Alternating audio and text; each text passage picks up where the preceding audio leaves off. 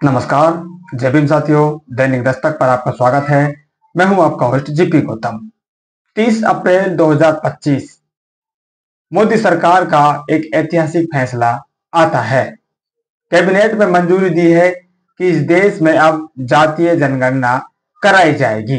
जैसे ही ये खबर आती है, इसका श्रेय लेने की होड़ मच जाती है और कांग्रेस पार्टी इसमें सबसे ज्यादा आगे दिखाई देती है। उसके पालतू पत्रकार, उसके पालतू लेखक, उसके पालतू बुद्धिजीवी सारा क्रेडिट कांग्रेस और राहुल गांधी को देने में जुट जाते हैं। और आपने बड़े बड़े पोस्टर भी देखे होंगे, सोशल मीडिया पर भी देखा होगा किस तरह से राहुल गांधी को जातीय जनगणना का चेहरा बनाकर प्रस्तुत किया जा रहा है, जैसे राहुल गांधी ने ही ये फैसला वहां पर पास करवाया है। लेकिन साथियों, हकीकत में ये जो मोदी सरकार आज भागीदारी देने की बात कर रही है, जाति जनगणना करने की बात कर रही है, ये बहुजन आंदोलन की सबसे बड़ी जीत है। ये जो मोदी सरकार आज झुकने को तैयार हुई है, ये बहुजन विचारधारा की जीत के कारण ही मुमकिन हो पाया है। कैसे, इसके बारे में ही इस स्टोरी में बात करने वाले हैं।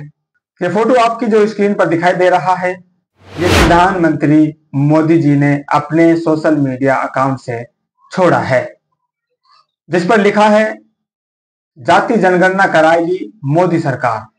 प्रधानमंत्री श्री नरेंद्र मोदी के नेतृत्व में कैबिनेट समिति ने जाति जनगणना को मंजूरी दी।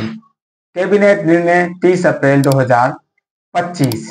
ना यहाँ पर केंद्र सरकार लिखा है, ना यहाँ पर बीजेपी सरकार लिखा, इन्होंने लिखा मोदी सरकार जाति जनगणना कराएगी।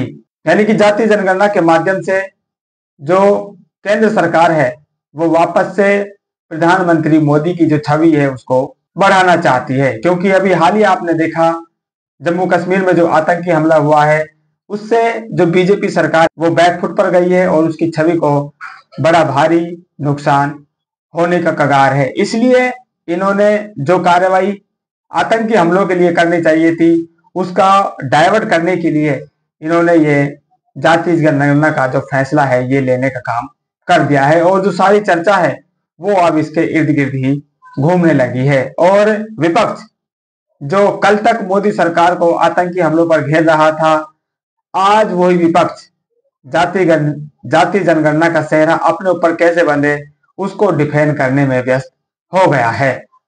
यानी कि देश के लिए जो असली मुद्दा था उस मुद्दे को विपक्ष ने अब छोड़ दिया है। और जो प्रधानमंत्री मोदी ने एक और फैसला जो देश हित में लिया है उसका श्रेय लेने की होड़ में अब ये लोग लग गए हैं। लेकिन इसका श्रेय साथियों चाहे कितना ही लेते रहे, इसका श्रेय अगर किसी को मिलना चाहिए तो वो है आपकी बहुजन विचारधारा, जिसको आगे बढ़ाने वाले हैं मान्यवर साहब कांशीराम जी और उनकी शिष्या मान्य बहन जी।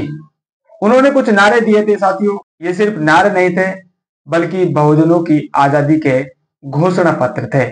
आप एक एक नारे पर गौर कीजिए, मान्यवर साहब कांशीराम जी क्या कहते थे। जिसकी जितनी संख्या भारी उसकी उतनी हिस्सेदारी। यानी कि इस देश में जो अलग अलग जातियों का समूह रह रहा है, जिसकी भाई जितनी जनसंख्या है उसको उसी हिसाब से इस देश के जो संसाधन है उनका वितरण होना चाहिए। अगर जाटव जाति की जो जनसंख्या है वो 10 है तो उसको अनुपात के हिसाब से उतने ही सांसद मिलने चाहिए, उतने ही विधायक मिलने चाहिए, उतने ही उसके शिक्षक होने चाहिए, उतने ही उसके डॉक्टर होने चाहिए। और इस देश में जितने भी संसाधन है सब में उसकी जनसंख्या के हिसाब से भागीदारी होनी चाहिए। और ये जो नारा है साथियों, ये नारा सभी जातियों के लिए उन्होंने दिया है, जिसकी जितनी संख्या भारी उसकी उतनी हिस्सेदारी। जब वो संख्या भारी की बात कर रहे हैं तो साथ ही वो जनगणना की ही बात कर रहे हैं। और जिसकी यानी कि इस देश का जो जातीय समूह है, जो सामाजिक ताना बाना है, उस हिसाब से जिसकी संख्या भारी है उसको उतनी भागीदारी मिलनी चाहिए। एक प्रकार से वो कह रहे हैं कि इस देश का जो ढांचा है, सामाजिक ढांचा है, जो उस ढांचे में अलग अलग प्रकार के लोग रह रहे हैं, उनको आप गिनिए और उसके हिसाब से उनको संसाधन मुहैया कराइए। ये बात साथियों वो 80 के दशक में ही बोल रहे थे। आगे सुनिए, वोट हमारा, राज तुम्हारा, नहीं चलेगा, नहीं चलेगा। वोट किसका? जो मान्यवर साहब काशीराम जी ने कहा कि 85-15, जो उन्होंने एक नारा दिया था, इस देश में अगर सबसे ज्यादा वोट है तो वो 85% बहुजन समाज का है, और इस देश पर अब तक जो राज रहा है वो लगभग 15% लोगों का ही रहा है। इस नारे से भी मान्यवर साहब काशीराम जी आपको बता रहे हैं कि आपकी जो भागीदारी है वो नहीं मिल रही है। आपकी जितनी जनसंख्या है उस हिसाब से आप लोग सत्ता पर काबिज नहीं हो पा रहे हैं, इसलिए उनको वो जगा रहे थे कि भाई वोट तो आप लोगों का है, लेकिन सत्ता पर कोई और लोग बैठे हुए हैं। आप अपने आप को पहचानिए, आपकी गिनती को पहचानिए, आपकी संख्या को पहचानिए, आपकी ताकत को पहचानिए और इस ताकत का सही इस्तेमाल कीजिए। आगे वो कहते हैं, जो जमीन सरकारी है वो जमीन हमारी है। क्यों कह रहे हैं? क्योंकि इस देश को बनाने में जो योगदान रहा है वो 85% बहुजनों का रहा है। जब 85 लोग इस देश में एक बड़े तबके के रह रहे हैं तो 85 भाग इस देश का उस लोगों को मिलना भी चाहिए। ये साथियों 3 नारे आपके लिए सेलेक्ट किए हैं। ये नारे भर नहीं है, इन नारों में आपकी आजादी की घोषणा है।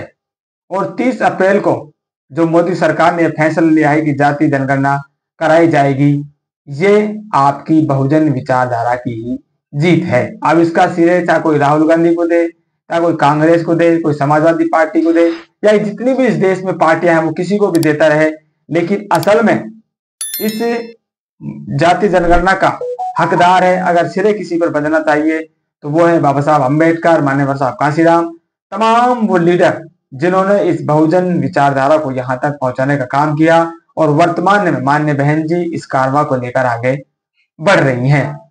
अगर आपको साथियों विश्वास नहीं है, मेरी बात पर आप विश्वास मत कीजिए। प्रकाश अंबेडकर जो हमेशा से ही आपको दिखेंगे कि वो बसपा के विरोध में ही रहते हैं, बसपा के साथ कभी वो मिलते हुए नजर नहीं आते हैं, लेकिन वो खुद कह रहे हैं कि ये जो जातीय जनगणना की मांग है इसका हकदार माननीय बहन जी है। आप उनके शब्दों में ही सुनिए, मैं 1980 से राजनीति में हूं। ये सारी डिमांड आज जो कांग्रेस के माध्यम से रखी गई है वो मांगे अंबेडकरवादी नेतृत्व की हैं। ये मांगे मेरी हैं, ये मांगे वीपी सिंह की हैं, ये मांगे बहन जी की हैं।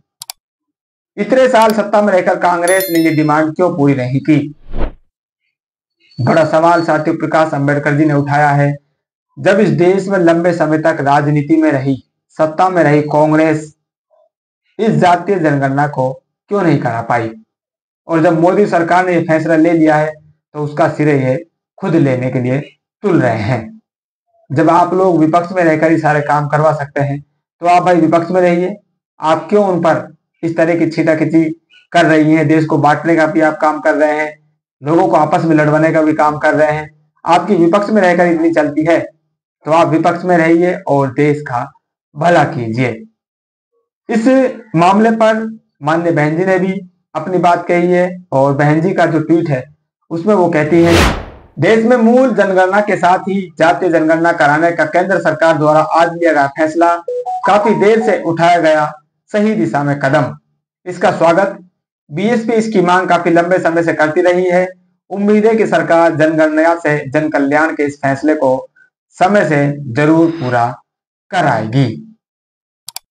तो बहन जी ने भी साफ कर दिया है कि बीएसपी लंबे समय से इस मांग को उठाती आ रही है, और मोदी सरकार ने जो फैसला लिया है देर से लिया है लेकिन सही कदम लिया है। बीएसपी इसका समर्थन करती है।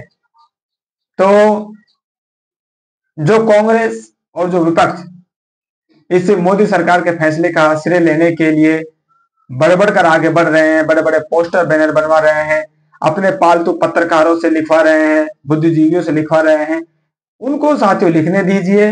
असल में अगर इसका श्रेय जाना चाहिए वो आपको और आपके नेता को जाता है। आपको किसी भी अन्य नेता पार्टी पर विश्वास नहीं करना है। आपको अपने बहुजन विचारधारा, बहुजन नेताओं पर ही विश्वास रखना है, क्योंकि उन्होंने इस मांग को जब शुरू किया तब कोई इसके बारे में बात भी नहीं कर रहा था।